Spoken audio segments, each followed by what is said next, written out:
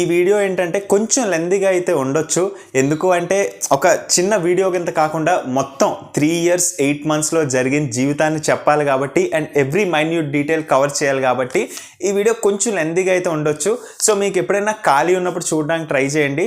లేదు అనుకుంటే మీకు ఏదైనా చాప్టర్స్ అంటే లైక్ ఏదైనా టాపిక్స్ ఇంట్రెస్ట్ ఉన్నది, కింద నేను డిస్క్రిప్షన్లోని చాప్టర్స్ అని ఉంటాయి కదా, సో ఏదైనా టాపిక్ మీకు ఇంట్రెస్ట్ ఉన్నది అనుకుంటే డైరెక్ట్గా అక్కడికైతే వెళ్ళిపోయి చూడడానికి ట్రై చేయండి.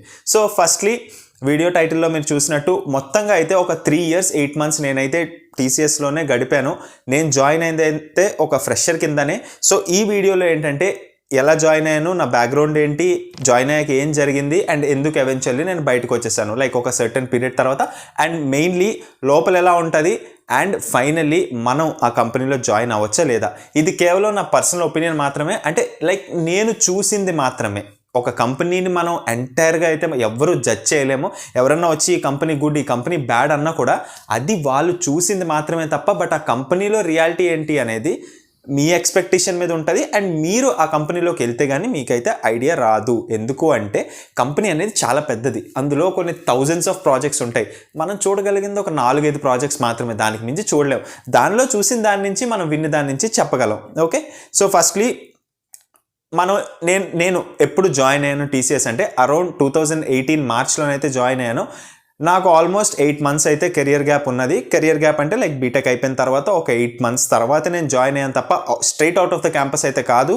అండ్ ఇది ఆన్ క్యాంపస్లో వచ్చిన జాబ్ అయితే కాదు, ఆఫ్ క్యాంపస్లో వచ్చిన జాబే. అప్పట్లో జనవరిలోనో ఎప్పుడో టీసీఎస్ ఎన్క్యూటీ ఇప్పుడు ఎలాగైతే కండక్ట్ చేస్తారో బయట, అప్పుడు ఏదో కండక్ట్ చేసేవాళ్ళు, అది నాకు ఎగ్జామ్ పేరు అయితే కరెక్ట్గా గుర్తులేదు. బట్ ఒక లైక్ ఎగ్జామ్ అయ్యేది, ఎన్క్యూటీ లాంటిదేనేమో, ఒక ఎగ్జామ్ అయింది, మనం అక్కడికి వెళ్ళి రాసాం. అప్పట్లో ఈ నింజా డిజిటల్ నేను జాయిన్ అయినప్పుడు అయితే ఈ నింజా డిజిటల్ 2 లేవు, ఒకటే ఉండేది. నింజా 3.36 lakhs ప్యాకేజ్ అక్కడ వరకే ఉండేది. దాని నెక్స్ట్ ఇయర్ నుంచో దాని తర్వాత నుంచో డిజిటల్ అయితే వచ్చింది. సో నేనైతే ఒక 2018 మార్చ్ ఆ టైంలో ఆఫ్ క్యాంపస్ ద్వారా సెలెక్ట్ అయ్యాను తప్ప ఆన్ క్యాంపస్ అయితే కాదు. సెకండ్ థింగ్, నా బ్యాక్గ్రౌండ్ లైక్ ఏం చదువుకున్నాను, బీటెక్ ఈసీఈ, సిఎస్సి అయితే కాదు, ఐటీ అయితే కాదు, బీటెక్ ఈసీఈ. ఆన్ క్యాంపస్లో అయితే ఈ జాబ్ నాకు రాలేదు, నాకు జాబ్ వచ్చింది ఆఫ్ క్యాంపస్ ఇంటర్వ్యూలో. ఇదంతా ఎందుకు చెప్తున్నాను, ఆన్ క్యాంపస్లో రాలేదు ఆఫ్ క్యాంపస్లోనే వచ్చింది, లైక్ నా బీటెక్ బ్యాక్గ్రౌండ్ సిఎస్సి కాదు, నా బీటెక్ బ్యాక్గ్రౌండ్ ఈసీఈ అనేసి మీకు కొంచెం ముందుకెళ్ళిన తర్వాత అర్థమవుతుంది. So next thing, interview process. అప్పట్లో ఉండే ఇంటర్వ్యూ ప్రాసెస్ ఏంటి అంటే ఒక రిటర్న్ ఉండేది, ఇప్పుడు ఎలాగ డిఫరెంట్ కాబట్టి క్విక్గా చెప్పేస్తాను. ఒక రిటర్న్ ఎగ్జామ్ ఉండేది, మామూలు మనకు తెలిసిందే మ్యాథ్స్, ఇంగ్లీష్ అండ్ అప్పట్లో కోడింగ్ అయితే ఉండేది కదా ఎగ్జామ్లో, జస్ట్ ఎంసీక్యూస్ ఉండేవి. 2018 ఆ టైంలోనైతే జస్ట్ ఎంసీక్యూస్ ఒక 10 or 15 ఉండేవి. తర్వాత నెక్స్ట్ రౌండ్ వచ్చేసి technical round and next round వచ్చేసి హెచ్ఆర్ రౌండ్.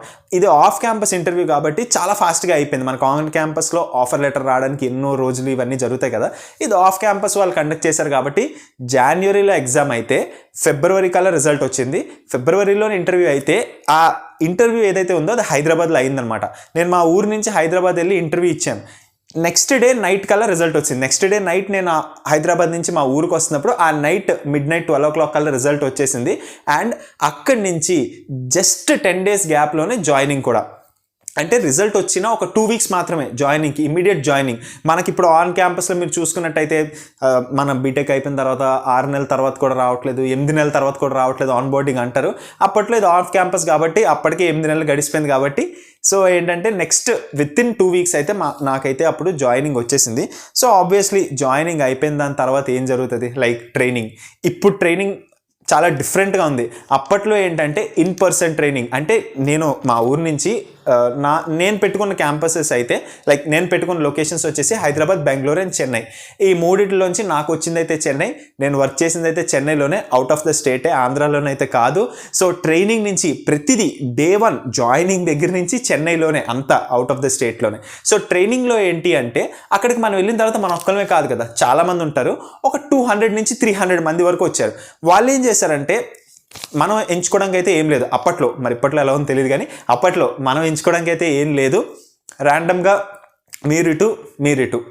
అప్పుడు ఏముండేదంటే java.net, అంటే ఈ బ్యాచ్కి మాత్రమే java.net, వేరే బ్యాచెస్కి వేరే టెక్నాలజీస్ ఉండేవి. నేను కూర్చున్న బ్యాచ్లో అయితే java.net first 2 days just verification, document verification అవి ఇవి ఉండేవి. సో ఫైనలీ మనల్ని అయితే జావాలో తీసుకెళ్ళి పడేశారు. ఇక్కడ మీరు తెలుసుకోవాల్సింది ఏంటంటే నాకైతే జావా ఏం రాదు. నేను జాయిన్ అయినప్పుడు నాకు వచ్చింది చాలా తక్కువ, ఈ సి ఇవే వచ్చు, దానికి మించి నాకు జావా ఇవన్నీ రావు. బట్ అంటే అక్కడ ఉన్న వాళ్ళు చాలా మందికి కూడా రావు, వచ్చిన వాళ్ళు కూడా ఉన్నారు, రాని వాళ్ళు కూడా ఉన్నారు. సో ఈ జావాలోని తీసుకెళ్ళి అయితే పెట్టేశారు. అక్కడి నుంచి ట్రైనింగ్ స్టార్ట్ అయింది. జావా బ్యాక్గ్రౌండ్లోని టీసీఎస్ రిలేటెడ్ ట్రైనింగ్ అనమాట. ఇప్పుడు ట్రైనింగ్ లైక్ 15 days 20 days అలా ఉందని నేను విన్నాను, చదివాను లాస్ట్ ఇయర్ నేను చూసినప్పుడు. అప్పట్లో ట్రైనింగ్ ఏంటంటే ఆల్మోస్ట్ 3 months. లెట్స్ సే నేను మార్చ్లో జాయిన్ అయ్యాను అనుకుంటే మార్చ్, ఏప్రిల్, మే ఈ 3 నెలలు అయ్యాకే జూన్లోనే ఎప్పుడో ప్రాజెక్ట్లో పెట్టేవారు. 3 months ఇన్-పర్సన్ ట్రైనింగ్, అసెస్మెంట్స్ ఇవన్నీ ఉండేవి. నువ్వు ట్రైనింగ్ పాస్ అయిపోయిన తర్వాతే నీకు పర్టికులర్ ప్రాజెక్ట్లో పెడతారు. సపోజ్ నువ్వు ట్రైనింగ్లో పాస్ అవ్వలేదు అనుకుందాం, వాళ్ళకి ఒక క్రైటీరియా ఉంటుంది కదా, మన కాలేజ్లో ఎగ్జామ్స్ ఎలా రాస్తామో ఈ ట్రైనింగ్ కూడా అంతే. సో వాళ్ళకు ఉండే క్రైటీరియాస్ కానీ నువ్వు పాస్ అవ్వలేకపోతే, మనం కానీ పాస్ అవ్వలేకపోతే అక్కడ ఇంకొన్ని డేస్ ఉండి మళ్ళీ అదే కోర్స్ మళ్ళీ కంప్లీట్ చేసి ఫైనల్లీ అయితే వెళ్ళిపోతాం ప్రాజెక్ట్కి. అంత ఫెయిల్ అయిపోయే వాళ్ళు అయితే ఎవరు ఉండరు. మేబీ ఒకసారి 2 సార్లు అవ్వచ్చు, బట్ ఫైనల్లీ అయితే మనం వెళ్ళిపోతాం. సో ట్రైనింగ్ అంతా జావా మీదనే. నేను ఇవాళ ఏదన్నా నాకు వచ్చు, జావా నేర్చుకున్నాను అంటే ఓన్లీ ఈ కంపెనీలో జరిగిన ట్రైనింగ్ వల్లే. ఓకే ఇలా ఉంటుందా, ఓకే ఇలా ఉంటుంది, ఇవి ఉంటాయి అని తెలుసుకుంది ఎక్స్క్లూజివ్లీ ఆ ట్రైనింగ్లో జరిగిన దానివల్లే. సో ఇప్పటివరకు ఇందాక చెప్పాను కదా, నేను నా బ్యాక్గ్రౌండ్ ఎందుకు చెప్పాను, నేను ఆఫ్ క్యాంపస్ నుంచి ఎందుకు వచ్చానని చెప్పాను, ఈసీ అని ఎందుకు చెప్పానంటే మీకు ఇక్కడ చెప్పడానికి. మనలో చాలా మందికి ఉండే ఒక చిన్న డౌట్ ఏంటంటే, నేను ఏరోనాటికల్ ఇంజనీరింగ్ నుంచి చదువుకొని వచ్చాను, నేను మెకానికల్ ఇంజనీరింగ్ నుంచి చదువుకొని వచ్చాను, నాకు ఐటీ జాబ్ వచ్చింది, బట్ నేను సర్వైవ్ అవ్వగలనా లేదా, నేను చేయగలనా లేదా, బికాస్ నాకేం రాదు, నేనేం నేర్చుకోలేదు, బట్ దేవుడి దయ వల్ల నేను సెలెక్ట్ అయిపోయాను అని మనలో చాలామంది అనుకుంటాం. కాబట్టి మీకు ఇదంతా చెప్పాల్సి వస్తుంది. ఐటీలో ఉండేవాళ్ళు అందరూ సిఎస్సి అయితే కాదు, ఎస్పెషల్లీ సర్వీస్ బేస్డ్ కంపెనీస్లో ఉన్న చాలామంది సిఎస్సి అయితే కాదు. మెకానికల్ వాళ్ళు ఉంటారు, సివిల్ వాళ్ళు ఉంటారు, ఏరోనాటికల్ వాళ్ళు ఉంటారు, కెమికల్ వాళ్ళు ఉంటారు, అందరూ సర్వైవ్ అవ్వగలుగుతారు. కాకపోతే డిఫరెన్స్ ఏంటి అంటే కొంచెం ఎఫర్ట్ పెట్టాలి. నాకు కూడా ఏం రాదు, ఫస్ట్ డేస్లో నాకు అసలు ఏం అర్థమయ్యేది కాదు. ఫస్ట్ మంత్ కానీ సెకండ్ మంత్ కానీ, ప్రాజెక్ట్లోకి వెళ్ళిన తర్వాత ఇంకా కొన్ని అయ్యాయి, అది ఆ సెక్షన్కి వెళ్ళి మాట్లాడుకుందాం. ట్రైనింగ్ వరకు చూస్తే నాకేం అర్థమయ్యేది కాదు, బట్ తప్పదు, మనం అందులోకి వెళ్ళిపోయిన తర్వాత. ఇప్పుడు జావా నేర్చుకోవాలి అని నేనేం నేర్చుకోలే, వాళ్ళు జావాలో పెట్టారు కాబట్టి జావా నేర్చుకున్నాను. సపోజ్ వాళ్ళు తీసుకెళ్ళి పైథాన్లో పెట్టుంటే మేబీ నాకు పైథానే వచ్చేదేమో, వాళ్ళు తీసుకెళ్ళి టెస్టింగ్లో పెట్టుంటే నాకు టెస్టింగే వచ్చేదేమో. అక్కడ వాళ్ళు ఎందులో వేసారో వాళ్ళు ఇచ్చే ట్రైనింగ్ కానీ మనం కరెక్ట్గా నేర్చుకొని ప్రాజెక్ట్లో మరి కొన్ని రోజులు అయితే కష్టం ఉంటుంది, బట్ అల్టిమేట్లీ మనం అయితే సర్వైవ్ అవ్వగలం. ఈ టెక్నాలజీస్ ఏవైతే ఉన్నాయో, నిజంగా ఐటీ ఇంటర్వ్యూస్కి వెళ్ళినప్పుడు కావాల్సిన technologies maximum 6 months to 8 months. దానికి మించి ఎంత normal student, average student, suppose నేను ఆన్ క్యాంపస్ అనుకోండి, ఓకే అనుకోవచ్చు, మీరు ఒక బిలో యావరేజ్ కింద కన్సిడర్ చేసుకోవచ్చు. ఎందుకంటే ఆన్ క్యాంపస్లో అయితే నేను జాబ్ తెచ్చుకోలేకపోయాను కదా, ఆఫ్ క్యాంపస్లోకి వెళ్ళి అది 8 months తర్వాత జాబ్ తెచ్చుకున్నానంటే మీరు ఒక బిలో యావరేజ్ కింద కన్సిడర్ చేసుకోవచ్చు. సో నేను మామూలుగా సర్వైవ్ అవ్వగలుగుతున్నానంటే మీరు ఆన్ క్యాంపస్లో తెచ్చుకుంటే అసలు భయపడాల్సిన అవసరమే లేదు. మీరు అందులోకి వెళ్ళిన తర్వాత అక్కడ జరిగే ట్రైనింగ్ అవన్నీ కరెక్ట్గా తీసుకుంటే ఖచ్చితంగా లైఫ్ అనేది చాలా స్మూత్గా ఉంటుంది. సో అది చెప్పడం కోసం ఇదంతా చెప్పాను. ఓకే, సో నెక్స్ట్ థింగ్ వచ్చేసి ప్రాజెక్ట్ అలొకేషన్, లైక్ లోపల ప్రాజెక్ట్ అలొకేషన్. ఇప్పుడు ట్రైనింగ్ అయిపోయింది కదా, ట్రైనింగ్ అయిపోయిన తర్వాత మనం ట్రైనింగ్ పాస్ అయిపోయిన తర్వాత ఏదో ప్రాజెక్ట్కి అయితే అలొకేట్ చేయాలి.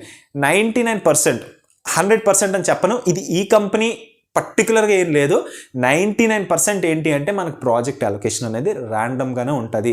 మనం ఏదో వెళ్ళి ఓకే ఈ ప్రాజెక్ట్ ఉంది, ఈ ప్రాజెక్ట్లో ఈ టెక్నాలజీ వాడుతున్నారు, నాకు దాని మీద పని చేయాలని ఉంది, ఇంత ఛాన్స్ అయితే 99% ఉండదు.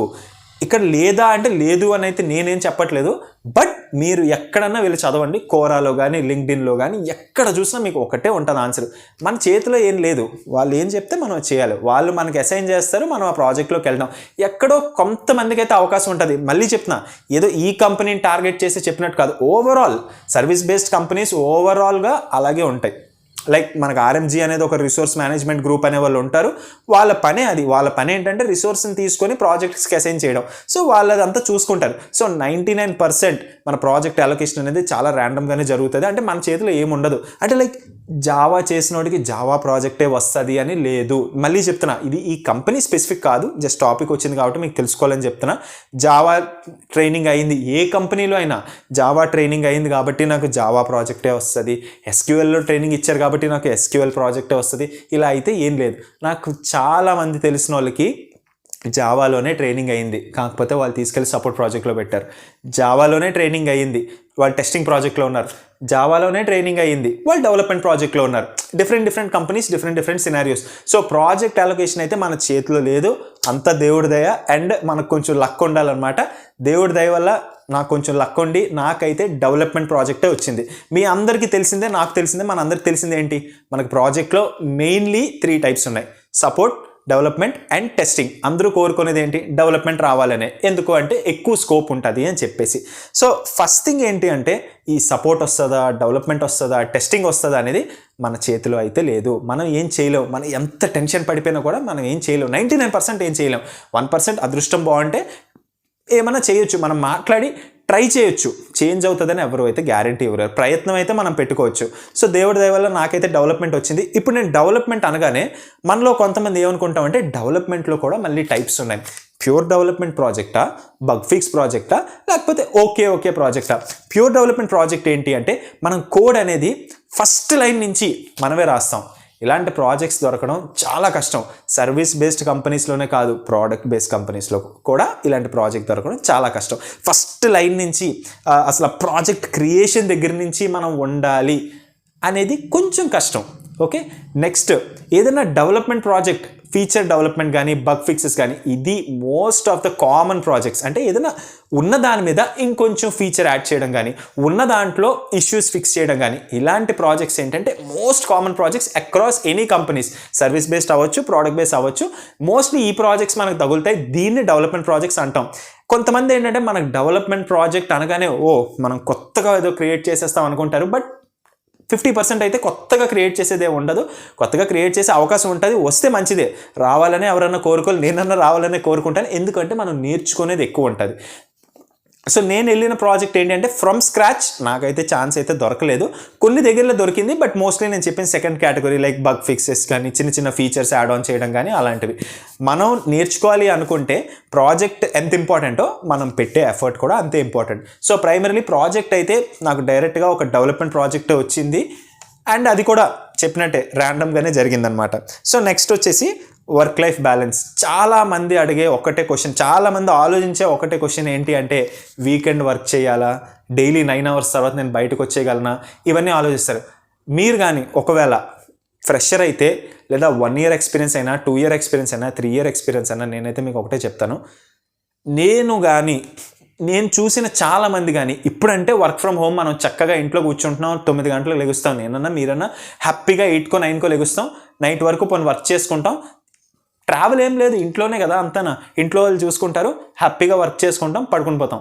అప్పట్లో 2018, 2019 ఎవరైతే వర్క్ ఫ్రమ్ ఆఫీస్ చేశారో మార్నింగ్ మనం 6కో 7కో లెగిసి 9 o'clockకి బయలుదేరి, ఎందుకంటే మనం హైదరాబాద్, చెన్నై, ఢిల్లీ ఇలాంటి పెద్ద పెద్ద సిటీస్లోనే ఏంటంటే మనకు పక్కన దొరకడం కొంచెం కష్టం అనమాట. సో ట్రావెల్ అనేది చేస్తాం కదా.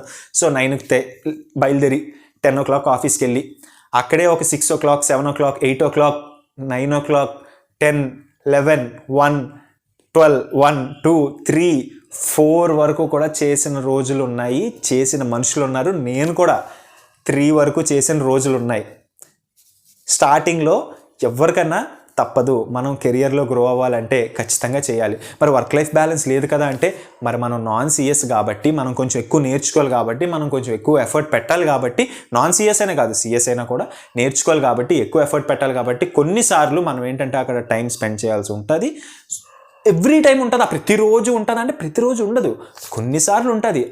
కొన్నిసార్లు మనం ఖచ్చితంగా చేయాలి. మనం ఒక ప్రాజెక్ట్లో పనిచేస్తున్నాం అంటే ఇది ఒక కాంపిటేటివ్ వరల్డ్. మనం అర్థం చేసుకోవాల్సింది ఏంటంటే, మనం ఏమనుకుంటాం 9 hours వెళ్ళిపోవాలనుకుంటాం, పక్కోడు 11 hours చేస్తారు. ఎవరైనా కూడా, మీ మేనేజర్ అయినా, లీడ్ అయినా, ఇష్యూ రిజాల్వ్ చేసేవాడికి ప్రయారిటీ ఇస్తారా, లేకపోతే work life balance like 9 hours follow అవ్వాలి. నేను 9 hours ఫాలో అవ్వకూడదు, మీరు 24 hours ఆఫీస్లోనే ఉండండి అనట్లే. బట్ కొన్నిసార్లు వాళ్ళు అడిగినప్పుడు మనం చేయాల్సిన అవసరం అయితే ఉంటుంది. ఎందరో మంది ఇంక్లూడింగ్ మీ ఎన్నో వీకెండ్స్ అయితే చేశారు. ఇప్పుడైతే డిఫరెంట్, వర్క్ ఫ్రమ్ హోమ్ కాబట్టి సిచ్యువేషన్స్ ఆర్ డిఫరెంట్.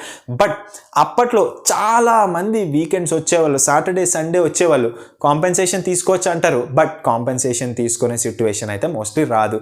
ఎందుకు అంటే వర్క్ అనేది అలా వస్తూనే ఉంటుంది తప్ప, మనం ఎప్పుడైనా నిజంగా సిక్ లీవ్ కావాల్సి వచ్చి తీసుకుంటేనే తప్ప, లేదా ప్లాన్ చేసుకుని ఏదో ఈవెంట్ కోసం తీసుకుంటేనే తప్ప కాంపెన్సేషన్ లీవ్ అనేది 99% ఎవరు తీసుకునే అవకాశం అయితే రాదు. ఎందుకంటే రిక్వైర్మెంట్ వస్తూనే ఉంటుంది, వర్క్ వస్తూనే ఉంటుంది. ఎలా చెప్తావు, లైక్ నెక్స్ట్ మంత్ ఇప్పుడు ఖాళీగా ఉంటాం, ఎవరు ఎప్పుడు ఖాళీగా ఉండరు. సో వర్క్ లైఫ్ బ్యాలెన్స్ అయితే ఓకే, బట్ తప్పదు, కొన్నిసార్లు మనమైతే ఆ ఎడిషనల్ ఎఫర్ట్ అనేది పెట్టాలి. మనం గ్రో అవ్వాలి అంటే ఆ ఎఫర్ట్ పెడితేనే మనం పైకి వెళ్తాం. 9 hours చేస్తానంటే మీరు ఎవరితోనైతే కంపేర్ చేసుకుంటున్నారో లైక్ అనుకుంటారు కదా, అరే ఆడు చూడండి రా 9 hours వర్క్ చేస్తున్నాడు రా, మనం ఏంద్రా మన జీవితం 12 hours వర్క్ చేస్తున్నాం, ఏమొస్తుంది అదే జీవితం అనుకుంటారు కదా. తన ఎక్స్పీరియన్స్ ఏంటో ఫస్ట్ చూడండి. తను ఒక 4-year ఎక్స్పీరియన్సా, 5-year ఎక్స్పీరియన్సా, లేదా మీలాంటి ఒక ఫ్రెషరా 1-year ఎక్స్పీరియన్సా. మీరు ఒకవేళ 1 year కానీ ఎక్స్పీరియన్స్ అయ్యి ఉంటే తన ఎక్స్పీరియన్స్ చూడండి. తను తక్కువసేపు పని చేస్తున్నాడంటే తన పనిని తను తొందరగా చేసుకోగలుగుతున్నాడు. 4 years ఎక్స్పీరియన్స్ అంటే తను ఎంతో నేర్చుకున్న తర్వాత అంత ఫాస్ట్గా చేయగలుగుతున్నాడు. మనం 1 year ఎక్స్పీరియన్స్ కాబట్టి కొన్నిసార్లు తప్పదు. మనం ఏదైతే పని గంట చేస్తున్నామో పక్కన ఉన్న 4-year ఎక్స్పీరియన్స్ కూడా ఖచ్చితంగా ఒక 1/2 hourలో చేసేస్తాడు. మనం అనుకుంటాం అరే చేసేస్తున్నాడు బోల్డ్ వచ్చు అని. కాకపోతే ఏంటంటే అది వచ్చిందంతా కూడా ఆ ఎక్స్పీరియన్స్ వల్ల వచ్చేదన్నమాట. సో ఎప్పుడన్నా కూడా మీరు వర్క్ లైఫ్ బ్యాలెన్స్ గురించి ఆలోచించి 9 hours వీకెండ్ ఇవన్నీ ఆలోచించే ముందు ఎవరితో మనం ఈ లైన్ కంపేర్ చేసుకుంటున్నాము అనేది ఒకసారి చూసుకోండి. అండ్ రెండోది ఏంటి అంటే, ఒకవేళ మీకు అనిపిస్తుంది లైక్ నేను ఇవాళ సండే వర్క్ చేస్తున్నాను, నేను ఏదో ఒకటి కొత్తగా నేర్చుకుంటాను, ఏదో ఒక ఇష్యూ ఫిక్స్ చేయబోతున్నాను, ఏదో ఒక అనాలిసిస్ చేస్తున్నాను, ఏదో ఒకటి కొత్తగా నేర్చుకుంటున్నాను అనుకుంటే మీరు చేసిన సండేకి యూజ్ ఉంది, ఏదో ఒక రోజు మీకు యూజ్ అవుతుంది. నెక్స్ట్ టైం ఇంటర్వ్యూ ఇచ్చినప్పుడు మీరు అదే కంపెనీలో అయితే ఉండిపోరు కదా. ఈ కంపెనీ అని కాదు, మీరు ఏ కంపెనీలో అయితే ఉన్నారో ఆ కంపెనీలో జీవితాంతం ఉండిపోరు కదా, ఏదో ఒక రోజు అందరూ స్విచ్ అవుతున్నారు. సో అప్పుడు మీకు కావాల్సింది ఏంటంటే నాలెడ్జ్.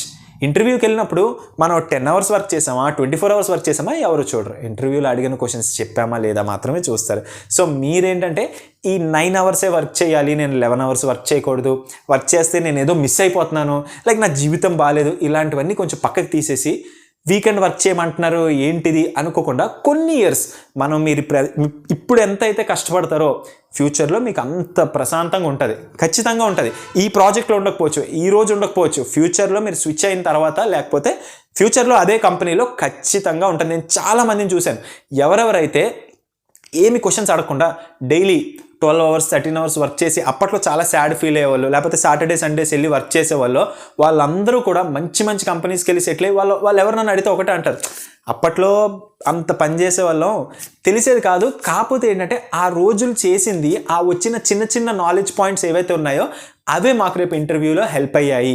అందరికీ హెల్ప్ అవ్వకపోవచ్చు, బట్ ఏంటి అంటే మనం ఎప్పుడైతే ఈ నెగిటివ్ మైండ్ సెట్ పెట్టుకుంటామో, ఓకే నేను 9 hours పని చేయాలి, నేను సాటర్డే సండే పని చేయకూడదని పెట్టుకుంటామో, ఈ కాంపిటేటివ్ వరల్డ్లో కొంచెం కష్టం అనమాట. ఎందుకంటే మీరు చూస్తున్నారు కదా మీ కాలేజ్లో ఎంతమంది సెలెక్ట్ అవుతున్నారు, మిమ్మల్ని మీరే అడగండి. 100 మంది 200 మంది 300 మంది, కొన్ని కాలేజీలో అయితే 1000 మంది సెలెక్ట్ అయిపోతారు కొన్ని కంపెనీస్కి అయితే. అంత కాంపిటీషన్ ఉన్నప్పుడు మనం కష్టపడితేనే సర్వైవ్ అవ్వగలం. అందులోని మళ్ళీ మనం సిఎస్సి అనుకోండి, పర్లేదు బయటకు వెళ్ళిపోతాను, నేను సిఎస్సి ఉన్నాను అనుకోవచ్చు. సిఎస్సి కాకపోతే అది మళ్ళీ ఈసీ అవుతాం. 1 year లోపలే మీరు బయటకు వచ్చేయాలి అనుకుంటే మళ్ళీ అదొక పెద్ద హెడ్ఏక్, 1 year లోపలే ఎందుకు బయటకు వచ్చేసామని. సో వర్క్ లైఫ్ బ్యాలెన్స్ అయితే ఓకే బాగానే ఉంటుంది, బట్ మెయిన్లీ ఏంటంటే మీ టీం మీద, మీ మేనేజర్ మీద, మీ వర్క్ మీద డిపెండ్ అయి ఉంటుంది. ఒకటే చెప్తా, సాటర్డే సండే అప్పట్లో ఆఫీస్కి వెళ్ళి పని చేసేవాళ్ళు, ఇది ఒక్కటే గుర్తుంచుకోండి, అప్పట్లో ఆఫీస్కి వెళ్ళి పని చేసేవాళ్ళు మీకు ఎంత జీతం వస్తుందో వాళ్ళకి అంతే జీతం వచ్చేది అప్పట్లో కూడా. సాటర్డే సండేస్ పని చేసేవాళ్ళు, లేట్ నైట్ పని చేసేవాళ్ళు, తెల్లారుజామున 2కి 3కి బయటకు వెళ్ళిపోయే వాళ్ళు కూడా ఆ కంపెనీలో ఉన్నారు. సో మీరు ఇది ఒక్కటే గుర్తుంచుకోండి, వర్క్ లైఫ్ బ్యాలెన్స్ అని ఆలోచించే ముందు కొన్ని ఇయర్స్ తర్వాత, సపోజ్ మీరు 5 years ఎక్స్పీరియన్స్ వచ్చారు, అప్పటికి వర్క్ లైఫ్ బ్యాలెన్స్ లేదు, 3.5 years ఎక్స్పీరియన్స్ వచ్చారు, అప్పటికి వర్క్ లైఫ్ బ్యాలెన్స్ లేదు, అప్పుడు మీరు ఒకసారి మళ్ళీ ఆలోచించుకోవాలి, నేను కరెక్ట్ ప్లేస్లో ఉన్నానా, కరెక్ట్ కంపెనీలో ఉన్నానా, కరెక్ట్ శాలరీతో ఉన్నానా అని చెప్పి. బట్ ఇనీషియల్ డేస్లో ఎవరైనా కూడా మనం ఇప్పుడు ఎంత కష్టపడితే రేపొద్దున అంత సుఖపడతాం ఖచ్చితంగా. సో నెక్స్ట్ థింగ్ అప్రైజల్ అందరికీ ఇంట్రెస్టింగే, కాకపోతే మీ అందరికీ తెలిసిందే, మీరు ఎక్కడన్నా చూసి ఉండొచ్చు, సర్వీస్ బేస్డ్ కంపెనీస్లో మనకు వచ్చే అప్రైజల్ అయితే 8% ఉంటుంది. మీరు ఎంత కష్టపడినా, మీరే కాదు నేను ఎంత కష్టపడినా, ఎవరు ఎంత కష్టపడినా మీకు రేటింగ్ అయితే హైయెస్ట్ ఒకటే కదా ఇవ్వగలరు. ఆ హైయెస్ట్ రేటింగ్ ఏంటి అంటే మీరు గూగుల్ ఓపెన్ చేసి చూసుకోండి, ఈ రోజుల్లోని ఎక్కడన్నా మీరు ఏ గూగుల్ ఓపెన్ చేసి ఏ కంపెనీలో చూసినా 6 నుంచి 12%, దానికి మించి అయితే రాదు. ఓకే, మీరు 10 lakhs ప్యాకేజ్ ఉందనుకోండి, మీకు 10% హైక్ వస్తే ఎంత వస్తుంది? 10 lakhs ప్యాకేజ్ 10% హైకు, 10% అంటే ఎంత? ₹1,00,000 పెరిగినట్టు, అంటే 10 కాస్త 11 అయింది. 3.36 దగ్గర ఉన్నాం అనుకోండి, 10% అంటే ఎంత పెరిగినట్టు? 36,000 పెరిగినట్టు. 36,000 అంటే అంతే కదా, 33,600 పెరిగినట్టు. 33,000 అంటే నెలకి ఎంత పెరిగినట్టు? 3,000 కూడా పెరిగినట్టు. సో అప్రైజల్ అనేది ఏంటి అంటే మనకి ఓవరాల్గా టీసీఎస్లో అయితే 3 bands అయితే ఉంటాయి, మీకు తెలిసిందే. ఒకవేళ మీరు ఫ్రెషర్ అయితే ఫస్ట్ ఇయర్ రేటింగ్ అయితే ఉంటుంది 5 4 3 2 1, మోస్ట్లీ 5 4 3లోనే అయిపోద్ది, మరి 2కి 1కి ఎవరిని 3 కూడా నాకు తెలిసినంత వరకు ఎవరిని తేలేదు, బట్ వచ్చే ఛాన్సెస్ అయితే ఉంటాయి. బట్ ఇది సిస్టమ్ అనమాట, 5 4 3 2 1 అండ్ అక్కడి నుంచి మీకు ఏబీసీ ఉంటుంది. 5 4 3 2 1 ఇచ్చినప్పుడు మీ ఇండివిజువల్ ఉంటుంది, ఎందుకంటే మీరు జాయిన్ అయ్యారో అది మీ ఫస్ట్ ఇయర్ అప్రైజల్ కాబట్టి ఏబీసీ అనేది ప్రాజెక్ట్ లెవెల్లో ఉంటుంది. సో ఫస్ట్ టైం మీకు 5 వచ్చేసింది కదా, నెక్స్ట్ టైం నాకు ఏ వచ్చేస్తుంది అనుకోకూడదు. ఎందుకంటే నెక్స్ట్ టైం మీకు ఒక ప్రాజెక్ట్ లెవెల్లో చూసి అందరినీ కంపేర్ చేసుకొని మీకు ఇస్తారు కాబట్టి. హైయెస్ట్ అప్రైజల్ వచ్చేసి ఖచ్చితంగా ఎవరు చెప్పలేరు, ఎక్కడన్నా రాసినా కూడా మీరు వెబ్సైట్స్లో చూసినా కూడా రేంజ్ 6 నుంచి 12 వరకు. అంటే లోయెస్ట్ వచ్చిన వాళ్ళకి ఒక 4%, ఆ మధ్యలో బి వచ్చిన వాళ్ళకి ఒక 6 to 8%, ఆ పైన వచ్చిన వాళ్ళకి 8 కానీ 10%. కోవిడ్ లాంటి కొన్ని టైమ్స్లో అయితే అప్రైజల్ అనేది ఉండకపోవచ్చు. సిచ్యువేషన్స్ బట్టి ఇవన్నీ డిపెండ్ అవుతూ ఉంటాయి. సో మీరు డిసైడ్ చేసుకోవాలన్నమాట, నేను కంపెనీలో ఉండాలి అనుకుంటున్నాను, నేను అప్రైజల్స్ మీద పెరగాలి అనుకుంటున్నానంటే మీరు ఒక విధంగా వర్క్ చేయాలి. లేదు నేను నాలెడ్జ్ గెయిన్ చేసుకోవాలనుకుంటున్నాను, కంపెనీలోంచి నేను వెళ్ళిపోతాను అనుకుంటే మీరు ఇంకొక విధంగా గెయిన్ చేయాలి, అది ఇంకొక విధంగా వర్క్ చేయాలి. సో మొత్తానికి చెప్పొచ్చేది ఏంటంటే అప్రైజల్స్ అయితే మనకి ఏబీసీ 3 బ్యాండ్లు ఉంటాయి. మన మేనేజర్ మన రేటింగ్ బట్టి మన పర్ఫార్మెన్స్ బట్టి మనకు ఒక రేటింగ్ అయితే ఇస్తారు. దాన్ని బట్టి మనకైతే ఇయర్లీ హైక్ అనేది ఉంటుంది. మీరు ఒక పెన్ పేపర్ నేను చెప్పొచ్చు, బట్ మీరు ఒక పెన్ పేపర్ తీసుకోండి, ఏం చేస్తారంటే మీ 3.36 అక్కడ వేసుకోండి. 3.36 వేసుకున్న తర్వాత హైయెస్ట్ అప్రైజల్ వచ్చింది అనుకుందాం, హైయెస్ట్ అప్రైజల్ వచ్చింది 10% హైపోథెటికల్ అనమాట, 10% నేను ఎప్పుడు చూడలేదు, బట్ 10% వచ్చేసింది అనుకుందాం. అంటే ఈ కంపెనీ అని కాదు, ఓవరాల్ ఐటీలోనే ఓవరాల్ 10% వచ్చేసింది అనుకుందాం. మీరు వేసుకోండి 3.36 ప్లస్ 10% ఆఫ్ 3.36 33,600, ఈ రెండు కలపండి. దానికి 10% ఏంటి, దానికి 10% ఏంటి, దానికి 10% ఏంటి, అలా వేసుకొని మీరు చూడండి. మీకు హైయెస్ట్ అప్రైజల్ వచ్చినా మీరు 10 lakhsకో 15 lakhsకో ఎప్పుడు రీచ్ అవుతున్నారో మీరు ఒకసారి చూసుకోండి. నెక్స్ట్ వచ్చేసి ఓకే, ఎలాగా అప్రైజల్ గురించి మాట్లాడాం కాబట్టి నా శాలరీ ఏ విధంగా పెరిగింది, ఎక్కడ స్టార్ట్ అయింది, నేను బయటకు వచ్చేసినప్పుడు ఎంత ఉంది, బయటకు వచ్చేసినప్పుడు ఎంత ఉంది అనేది కొంచెం తర్వాత మాట్లాడదాం. బట్ స్టార్ట్ అయింది అయితే అరౌండ్ నాకు తెలిసినంత వరకు 3.36 చెప్పాను కదా, నేనైతే డిజిటల్ కాదు, నేనైతే ఆఫ్ క్యాంపసే, నేనైతే నింజా ప్రొఫైలే. 3.36 దగ్గర స్టార్ట్ అయ్యాను. 23,000 ఎంత వచ్చేది ఫస్ట్ ఇయర్, అంటే లైక్ 0th డే నుంచి 365 days వరకు. దాని తర్వాత 25, దాని తర్వాత 27, ఇప్పుడు 0th డే నుంచి 1 day వరకు 23, 1 year నుంచి 2nd year టచ్ అయ్యే వరకు అరౌండ్ 25, 2nd year నుంచి 3rd year టచ్ అయ్యే వరకు అరౌండ్ 27, 3rd year నుంచి 3.8 మధ్యలో కొన్ని చేంజెస్ జరిగాయి, అది ముందుకెళ్ళే కొద్ది మాట్లాడదాం. బట్ నేనున్నంత వరకు అయితే 23 to 30 దాటి అయితే నేనైతే ఎప్పుడు చూడలేదు. 30 దాటి చూశాను, అది ఎందుకు చూశానో కూడా చెప్తాను. బట్ మామూలు అప్రైజల్ సిస్టంలో వెళ్తే నేనైతే 3 yearsలోనే 25 నుంచి 30 కన్నా కొంచెం కిందనైతే ఉన్నాను, 30కి మించి అయితే ఎప్పుడు వెళ్ళదు. నెక్స్ట్ ఇదంతా అయిపోయిన తర్వాత ఎంతకీ నా జీవితం అయితే 30 టచ్ అవ్వట్లేదు. 3 ఏళ్ళు అయిపోయింది, 20 సంవత్సరాలు వచ్చాయి, జీవితం మాత్రం 28 29 ఉన్నది. అప్పుడే 2019లోనే టీసీఎస్ ఏంటి అంటే ఒక అద్భుతమైన మంచి దేవుడి దయ వల్ల ఒక మంచి ఇనిషియేటివ్ అయితే లాంచ్ చేశారు. అదేంటంటే డిజిటల్ ఏంటి అంటే అప్పటి వరకు బయట వాళ్ళని మాత్రమే తీసుకునేవాళ్ళు, మరి వాళ్ళు ఏం నచ్చిందో లోపల వాళ్ళని కూడా తీసుకుంటామని పెట్టారు. 2019లో ఫస్ట్ టైం ఎగ్జామ్ అయింది, 2019 సెప్టెంబర్లో అనుకుంటాను, 2019 సెప్టెంబర్ అక్టోబర్ టైంలో ఫస్ట్ టైం ఎగ్జామ్ అయింది. ప్రతి ఒక్కరికి 2 attempts అయితే ఇచ్చారు. నేనైతే ఒక అటెంప్ట్ రాయగలిగా, 2 attempt due to personal reasons రాయలేకపోయాను. సెప్టెంబర్ అక్టోబర్లోనే 2019లో నేనైతే ఎగ్జామ్ రాశాను, డిజిటల్ ఎగ్జామ్. అప్పట్లో దాని విలువ అయితే నాకు తెలీదు, నేనైతే తిన్నగా ప్రిపేర్ అవ్వలేదు. అప్పట్లో వర్క్ ఫ్రమ్ ఆఫీస్ కాబట్టి అసలు ఫోకస్ పెట్టలేదు, తిన్నగా ప్రిపేర్ అవ్వలేదు. ఎందుకంటే మార్నింగ్ 9 గంటలకు వెళ్ళిపోతే రాత్రి 10 గంటలకు వస్తున్నాం. ఆ డిజిటల్ అనేది జీతాన్ని అంత పైకి పట్టుకెళ్తుంది, ఎంత పైకి పట్టుకెళ్ళిందో చెప్తాను నెక్స్ట్. బట్ అంత పైకి పట్టుకెళ్తుంది అని అయితే నేను ఎప్పుడు అనుకోలేదన్నమాట. అందుకనే నేను ఎప్పుడు ఫోకస్ చేయలేదు, చదవలేదు, నేనైతే ఎగ్జామ్ పాస్ అవ్వలేదు. 2019 సెప్టెంబర్లో ఎగ్జామ్ పాస్ అవ్వలేదు. ఆ 2019 సెప్టెంబర్లో ఎవరైతే ఒళ్ళు దగ్గర పెట్టుకొని తిన్నగా చదివారో 2020 మార్చ్లోని వాళ్ళకి శాలరీ పెరిగింది. ఎంత పెరిగిందంటే ఆల్మోస్ట్ 100%. కంపెనీ మారక్కర్లేదు, ప్రాజెక్ట్ మారక్కర్లేదు, వర్క్ మారక్కర్లేదు, ఏమీ మారక్కర్లేదు, 100% శాలరీ పెరిగింది. 30,000 వస్తున్నవాడికి 60,000 రఫ్గా, అంటే ఎగ్జాక్ట్గా పెరిగిందంటే నాకైతే తెలీదు, బట్ అరౌండ్ 100% అయితే పెరిగింది. 30,000 అంటే నాకు వచ్చింది అయితే నేను కాన్ఫిడెంట్గా చెప్పగలను, ఇది అప్పుడు జరిగినవి కాబట్టి రఫ్గా అయితే 100% పెరిగింది. 30,000 వస్తున్నవాడికి 60,000, 23,000 వస్తున్నవాడికి రఫ్గా 46,000, 25,000 వస్తున్నవాడికి 50,000. బట్ మన చేతిలో లేదు కాబట్టి, అయిపోయింది కాబట్టి, చదవాల్సిన టైంలో మనం చదవలేదు కాబట్టి ఏం చేయలేం, బాధపడడం తప్ప చేయగలిగింది ఏం లేదు. తర్వాత కరోనా వచ్చేసింది, వర్క్ ఫ్రమ్ హోమ్ మీ అందరికీ తెలిసిందే. కోవిడ్ రావడం 2020 మార్చ్లోని, తర్వాత వర్క్ ఫ్రమ్ హోమ్ స్టార్ట్ అవడం. ఇంకా ఈ డిజిటల్ ఎగ్జామ్ ఇంకా పెట్టరు ఏమో, యాక్చువల్గా పెట్టాలి 2020 ఏప్రిల్లోని పెడతారు, లైక్ ఆ టైంలో ఎప్పుడో పెడతాను అన్నారు. కోవిడ్ రావడం ఇదంతా అయిపోవడం, మళ్ళీ దేవుడి దయ వల్ల 2020 డిసెంబర్లోని కోవిడ్ అంతా పోయి నార్మల్ సిచ్యువేషన్స్ వస్తున్నప్పుడు మళ్ళీ ఎగ్జామ్ కండక్ట్ చేశారు 2020 డిసెంబర్. ఇప్పుడు మనకి బుద్ధి వచ్చింది కాబట్టి, మనకు సరిగ్గా తెలుసు కాబట్టి, అంటే ఎందుకు అలా చెప్తున్నాను అంటే, ఏదైనా అవకాశం, ఇది ఎందుకు చెప్తున్నానంటే ఇలాగా ఏదైనా అవకాశం వచ్చినప్పుడు మనం సరేలే ఏముంది ఎంత ఇచ్చేస్తారు ఏంటి, అప్రైజల్ అంటే మనకు 10% కదా ఇస్తున్నారు, దీనిలో ఏమి ఇచ్చేస్తారు అని ఆలోచించకుండా మనకు ఒక అవకాశం వస్తే 100% ఎఫర్ట్ పెట్టాలి. పెట్టకపోతే ఏమవుతుందంటే ఒక 1 year పోతుంది అనమాట. నేను ఒకవేళ 2019లో తిన్నగా చదువుకొని ఉండంటే 2020 ఏప్రిల్ కల్లా నా జీతం 50,000 ప్లస్ వెళ్ళేది. ఏం చేయక్కర్లే, కరోనాలోని ఇంట్లో కూర్చొని 50,000 పైన జీతం. బట్ మనం తిన్నగా చదవలేదు, మనం అక్కడే ఉండిపోయాం. 2020లో కొంచెం ఒళ్ళు దగ్గర పెట్టుకొని తిన్నగా చదివితే 2020 డిసెంబర్లో ఎగ్జామ్ పాస్ అయితే, ఆ ఎగ్జాము తర్వాత ఇంటర్వ్యూ ఇవన్నీ జరిగి 2021 మేకి ఫైనలీ ఓకే తమరు సెలెక్ట్ అయ్యారు అని ఒక మెయిల్ అయితే వచ్చింది. అండ్ 2021 జూన్కి ఫైనల్లీ ఆ శాలరీ అయితే మన శాలరీ స్లిప్లో రిఫ్లెక్ట్ అయింది. సో మీరు అడగొచ్చు DCA ఏంటి అసలు, డిజిటల్ ప్యాటర్న్ ఏంటి అని. నేను అప్పుడు రాసిన డిజిటల్ ప్యాటర్న్ ఇప్పుడున్న డిజిటల్ ప్యాటర్న్ కొంచెం డిఫరెంట్ అనమాట. సో పెద్ద యూజ్ ఉండకపోవచ్చు. సో క్విక్గా చెప్పేస్తాను అసలు ఏం జరిగింది అని తెలుసుకోవాలనే ఇంట్రెస్ట్ ఉన్న వాళ్ళ కోసం క్విక్గా చెప్పేస్తాను. అప్పట్లో DCA ఎగ్జామ్ అని ఒక ఎగ్జామ్ ఉండేది, డిజిటల్ కేపబిలిటీ అసెస్మెంట్. ఈ ఎగ్జామ్లో four sections, English, maths, reasoning and coding MCQs అయితే కాదు. నేను ఇనిషియల్గా చెప్పినప్పుడు అప్పుడు కోడింగ్ MCQs 2018లోనే. 2020 ఎగ్జామ్ జరిగినప్పుడు కోడింగ్ అనేది మనకి MCQs అయితే కాదు.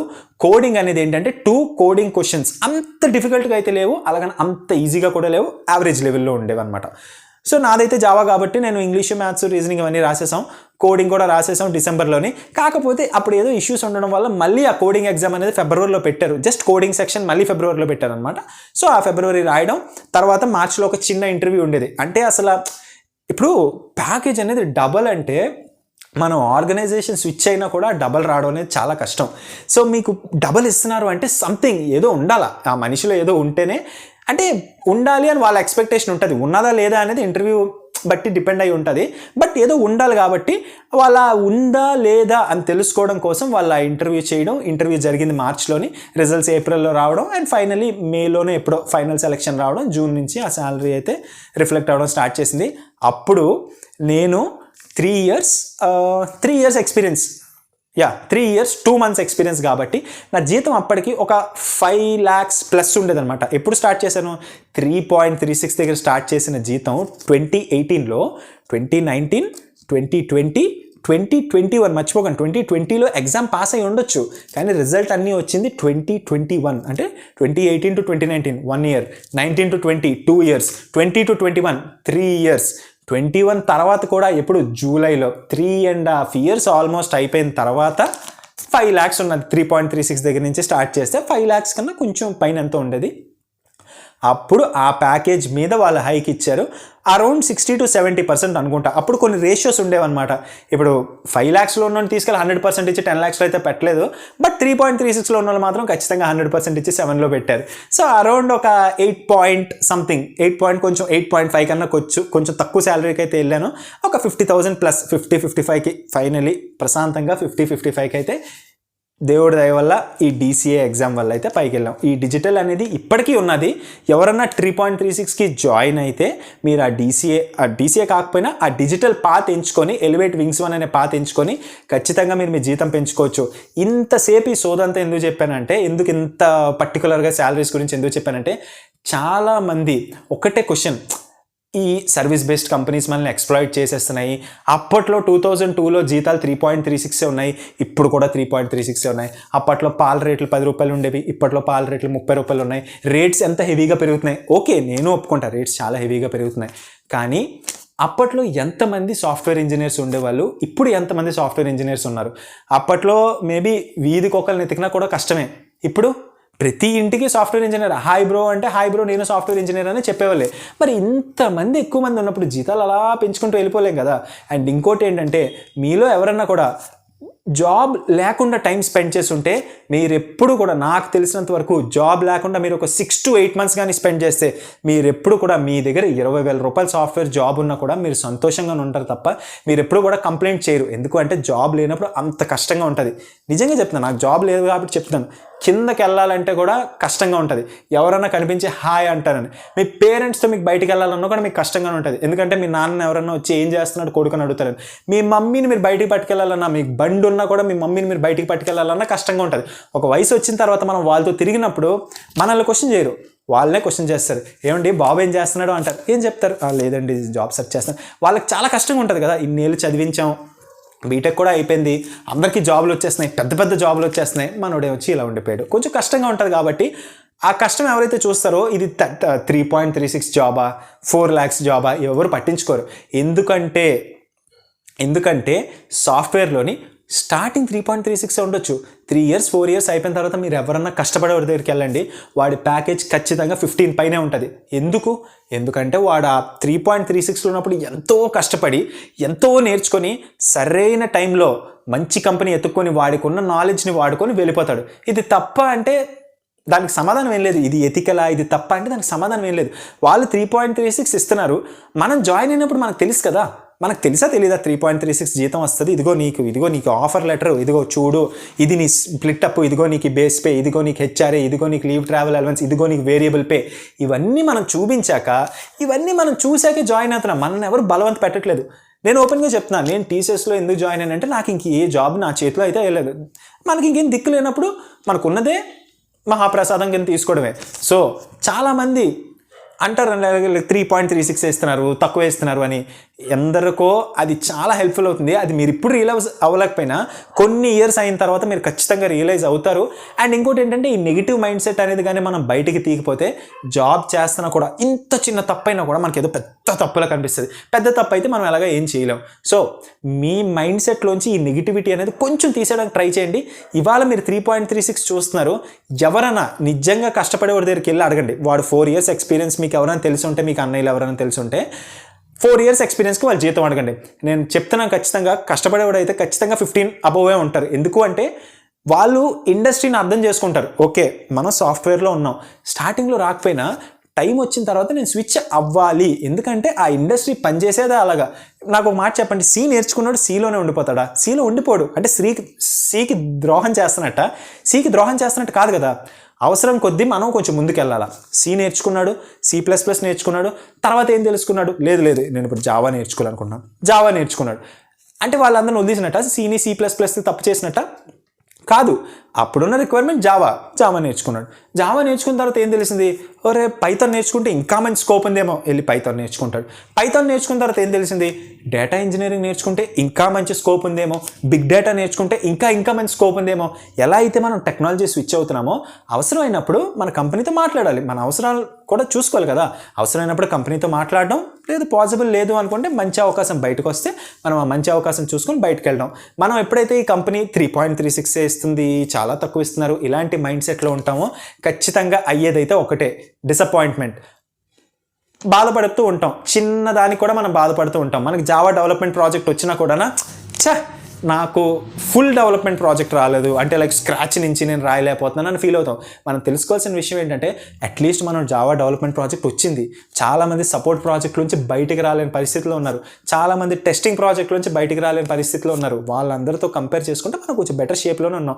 సో మీరు దయచేసి ఈ 3.36 ఇస్తున్నారు అన్న నెగిటివిటీని తీసేసి మనకి ఏదన్నా అక్కడ నేర్చుకోగలుగుతున్నామా అన్న దాని మీద ఫోకస్ చేయడానికి ట్రై చేయండి. మీకు మంచి ప్రాజెక్ట్ వస్తే ఎంత నేను నేర్చుకోగలుగుతున్నాను అన్న దాని మీద ఫోకస్ చేయడానికి అయితే ట్రై చేయండి. నెక్స్ట్ థింగ్ వచ్చేసి ప్రమోషన్స్. దీని గురించి అయితే ఎక్కువ చెప్పాల్సిన అవసరం లేదు. ఎందుకు అంటే, మీరు ఒకవేళ ఫ్రెషర్ అయితే, లేదా 1 year experience, 2 year experience, 3 year experience అయితే మీకు ప్రమోషన్స్తో పెద్ద సంబంధమే లేదు. ప్రమోషన్స్తో ఎప్పుడు సంబంధం వస్తుంది అంటే, ఒక 4 years 5 years అయిపోయిన తర్వాత ప్రమోషన్స్తో సంబంధం వస్తుంది. ఇక్కడనే కాదు, ఎక్కడైనా కూడా 4 years 5 years అయిపోయిన తర్వాతే మీరు అంటే ఇప్పుడు లైక్ 1 year తర్వాత మీరు ప్రమోట్ అవుతారు. అసిస్టెంట్ సిస్టమ్ ఇంజనీర్ ట్రైనీ కింద మనం జాయిన్ అయ్యాం. అసిస్టెంట్ సిస్టమ్ ఇంజనీర్ ట్రైనీ తర్వాత మనం అసిస్టెంట్ సిస్టమ్ ఇంజనీర్ అయ్యాం. దీనికి మనం ఎవరిని అడగవసరం లేదు. 1 year అయిన తర్వాత డిజిగ్నేషన్ మారిపోద్ది. డిజిగ్నేషన్ మారడం వల్ల ఉపయోగం ఏమైనా ఉంటుందా అంటే చెప్పేదేం లేదు, బట్ డెసిగ్నేషన్ అయితే మారుతుంది. అసిస్టెంట్ సిస్టమ్ ఇంజనీర్ అయిన తర్వాత సిస్టమ్ ఇంజనీర్కి వెళ్ళిపోతాం.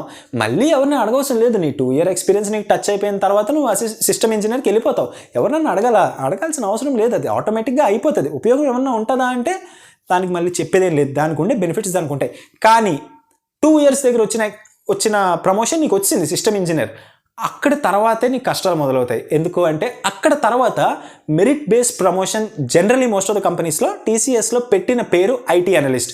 ఒక్కొక్క ఇయర్లో ఒక్కొక్కలాగా ఉంటుంది. బట్ అక్కడి నుంచి జరిగే ప్రమోషన్ పేరు ఏంటంటే ఐటీ అనలిస్ట్. అదేంటంటే ఇలా ఒక ఇయర్ రాగానే నీకు ప్రమోషన్ అనేది జరగదు. దానికి కొన్ని రూల్స్, దానికి కొన్ని రెగ్యులేషన్స్, ఇవి చెయ్యాలి అవి చెయ్యాలి ఇవన్నీ ఉంటాయి. బట్ అవన్నీ మనం ఎక్స్పీరియన్స్ అయిన తర్వాత మనకు ఆటోమేటిక్గా మీరు ఫస్ట్ 3 years కానీ పాజిటివ్గా మీరు ఆ ప్రాజెక్ట్లో వెళ్ళగలిగితే 4th yearకి వచ్చేసరికి మీకు ఇవన్నీ ప్రాపర్గా ఐడియా వచ్చేస్తాయి. అండ్ దీని గురించి ఎక్కువ మాట్లాడడం కూడా అంత మంచిది కాదు. ఎందుకంటే మనం ఒకలాగా చెప్తాం, మళ్ళీ అది ఇంకొకలాగా అర్థం అవుతుంది. సో దాని గురించి అయితే నేను ఎక్కువ చెప్పను. బట్ మీకు చెప్పాలనుకుంటుంది ఒకటే, promotions assistant system engineer training మీరు జాయిన్ అయ్యేది, అక్కడి నుంచి అసిస్టెంట్ సిస్టమ్ ఇంజనీర్, అక్కడి నుంచి సిస్టమ్ ఇంజనీర్ ఆటోమేటిక్గా అయిపోతాయి. దాని తర్వాత ఐటీ అనలిస్ట్ అనేది ఉంటుంది. దాని ప్రాసెస్ ఉంటుంది. మీ మేనేజర్ మీకు ప్రాసెస్ చేయాలి. అది నాకు తెలిసినంత వరకు అయితే ప్రాసెస్. తర్వాత ఎప్పుడన్నా మీరు చూసినప్పుడు ప్రాసెస్ మారితే మారచ్చు. నెక్స్ట్ థింగ్ వచ్చేసి పాలిటిక్స్ ఉంటాయా? దీని గురించి కూడా ఎక్కువ మాట్లాడకపోవడం మంచిది. ఎందుకంటే ఇది జస్ట్ మనకి యూట్యూబ్ వీడియోలాగా అనిపించవచ్చు, తర్వాత ఎక్కడి వరకు వెళ్తుందో మనకైతే తెలియదు. కాబట్టి పాలిటిక్స్ ఉంటాయంటే ఏ కంపెనీ అన్నా ఇది ఈ కంపెనీలో ఆ కంపెనీలో అని చెప్పలేం. మన చుట్టుపక్కల ఉన్న వాళ్ళు మన మీద బిహేవ్ చేసే విధానం బట్టి మనకు పాలిటిక్స్ అనిపించవచ్చు. పాలిటిక్స్ అనేది ఎప్పుడు అనిపిస్తుంది అంటే, మనం ఒక ఫేవర్ అడిగాం, నేను నిన్న ఒక ఫేవర్ అడిగాను వీడియో లైక్ చేయని, నువ్వు చెయ్యవు.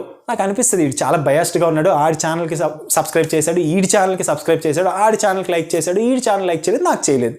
నేను లైక్ అడగలేదు అనుకో, నేను సబ్స్క్రైబ్ అడగలేదు అనుకో, నాకేం లేదు, నేను వీడియో పెట్టుకుంటా, నేను వెళ్ళిపోతా. అలాగే పని చేసుకుని వెళ్ళిపోతే మనకు పాలిటిక్స్ ఇవేం అనిపించవు. ఎప్పుడైతే మనం ఫేవర్స్ అడుగుతామో అప్పుడు పాలిటిక్స్ అని మనకు అనిపిస్తుంది. నేను చూసినంత వరకు అయితే నేను ఎక్కడైతే చూడలేదు. ఉండుండొచ్చు, కొన్ని సిట్యువేషన్స్ వల్ల అయితే ఉండుండొచ్చు, బట్ నేను చూసినంత వరకు నేను ఎక్కడ చూడలేదు. అండ్ వన్ మోర్ థింగ్, మీరు కానీ 5 years ఎక్స్పీరియన్స్ కన్నా తక్కువ అయితే దీని గురించి ఆలోచించడం మోస్ట్లీ అంత యూజ్ఫుల్ అయితే కాదు. మీకు అన్నెసెసరీ స్ట్రెస్ తప్ప. 1 year 2 years 3 years వాళ్ళ మీద చేసే పాలిటిక్స్ అయితే ఏమీ ఉండవు, చేయడానికి కూడా ఏమీ లేదు. మీరు పాలిటిక్స్ అని ఆలోచించినప్పుడు ఒకటి అప్రైజల్లో జరుగుతుంది. మీకు క్లియర్గా చెప్పాను, అప్రైజల్లో 8%, 6%, 10% ఈ 3% ఉంటాయి. రెండోది ఆన్సైట్లో జరుగుతుంది. 5 years లోపల నువ్వు ఆన్సైట్ వెళ్తావు అని నువ్వు అనుకుంటే అప్పుడు ఇవన్నీ ఆలోచించుకోవాలి. లేదు అనుకుంటే పీస్ఫుల్గా ఉండొచ్చు. సో పాలిటిక్స్ గురించి ఎక్కువ మాట్లాడాల్సిన అవసరమే లేదు. నేనైతే ఎక్కడ చూడలేదు. ఈ కంపెనీ అనే కాదు, అంటే చెప్పాను కదా, మన ఎక్స్పెక్టేషన్స్ మీదే అవుట్పుట్ అనేది డిపెండ్ అయి ఉంటుంది. నేనున్నంత వరకు అయితే నేనేం ఎక్స్పెక్ట్ చేయలేదు అక్కడి నుంచి. సో నాకైతే కనిపించలేదు. నా చుట్టుపక్కల ఉన్న వాళ్ళు కూడా 2 years 3 years గడిపేసి వెళ్ళిపోయిన వాళ్ళు కాబట్టి నాకైతే పెద్ద ఏం కనిపించలేదు. మీరు కూడా దీని గురించి అనవసరంగా స్ట్రెస్ అయితే తీసుకోవద్దు, సరేనా? ప్రాజెక్ట్ ఏమొస్తుంది, వర్క్ లైఫ్ బ్యాలెన్స్ ఎలా ఉంటుంది, పాలిటిక్స్ ఎలా ఉంటుంది, దీని గురించి ఎక్కువ స్ట్రెస్ అయితే తీసుకోవద్దు. ఇవన్నీ మన చేతిలో లేవు. ఓకే, మీకు ఒకవేళ మల్టిపుల్ ఆఫర్స్ ఉంటే అప్పుడు మీరు ఆలోచించాలి. ఒక్క ఆఫర్ ఉంటే ప్రశాంతంగా వెళ్ళి జాయిన్ అవ్వండి, ఏ ప్రాజెక్ట్ వస్తుందో అప్పుడు చూసుకోవచ్చు. Next thing, getting release from projects నుంచి బయటకు రావడం సులువ అంటే కష్టం అనే చెప్పాలి. కాకపోతే ఎందుకు కష్టం, మనం మామూలుగా మాట్లాడుకుందాం, జనరల్గా మాట్లాడుకుందాం. ఇక టీసీఎస్ఆ, ఇన్ఫోసిస్ఆ, అదని కాదు, మనం జనరల్గా మాట్లాడుకుంటే మీరు ఒక ప్రాజెక్ట్లో పనిచేస్తున్నారు, మీ వల్ల ఎంతో కొంత బిల్లింగ్ అవుతుంది, మీ వల్ల ఎంతో కొంత వర్క్ అయితే కంప్లీట్ అవుతుంది. ఇప్పుడు మీరు జావా ప్రాజెక్ట్లో పనిచేస్తున్నారు. మీకు ఏమనిపిస్తుంది అంటే, లేదు నేను జావా ప్రాజెక్ట్లో పనిచేయను, నేను వెళ్ళి డేటా సైన్స్ ప్రాజెక్ట్ ఎత్తుక్కుంటాను అనిపిస్తుంది. ఈ మేనేజర్కి తెలియదు కదా మీరు ఆలోచిస్తున్నారని. ఈ మేనేజర్ ఏమనుకుంటాడు, సరే నెక్స్ట్ 2 monthsలో వీడికి ఈ వర్క్ అసైన్ చేద్దాం, వీడు చక్కగా చేసేస్తాడు అనుకుంటారు. మీరు సడన్గా వెళ్ళి మేనేజర్కి చెప్తారు, నాకు ఇలా రిలీజ్ కావాలి అని. అప్పుడు ఏమవుద్ది, మళ్ళీ చెప్తున్నా, ఇది టీసీఎస్ఆ, ఇన్ఫోసిస్ అని కాదు, ఇన్ జనరల్ మిమ్మల్ని అడుగుతాం, మీరు ఆలోచించాలి. ఏమవుతుంది, మేనేజర్ సడన్గా మీరు చెప్తే మిమ్మల్ని రిప్లేస్ చెయ్యాలా, మీ మీద ఎంతో కొంత పని ప్లాన్ చేసుకున్నాడా, ఆ వర్క్ ఎలా కంప్లీట్ అవుతుంది? ఇప్పుడు ఆడు వర్క్ కంప్లీట్ అవ్వదని చెప్పి నా కెరియర్ స్పాయిల్ చేసుకోవాలంటే నేను అది చెప్పట్లేదు ఇక్కడ. ఎందుకు చాలామందికి రిలీజ్ రాదు జనరల్లీ అనేది మీకు ఆన్సర్ చెప్తారా. జనరల్లీ ఎందుకు ప్రాజెక్ట్ రిలీజ్ రాదు, టీసీఎస్ సంబంధం లేదు ఇది. జనరల్లీ నేనైతే రిలీజ్ అడగలేదు. నేనైతే మొత్తం 3 సంవత్సరాలు 8 నెలలు ఒకటే ప్రాజెక్ట్లో ఉన్నా, ఒకటే ప్రోడక్ట్ మీద పనిచేసా, ఒకటే టీంలో ఉన్నా. అంటే డిఫరెంట్ మేనేజర్స్, బట్ ఒకటే టీం. ఫైనల్లీ నేనైతే ఇప్పుడు అడగలేదు.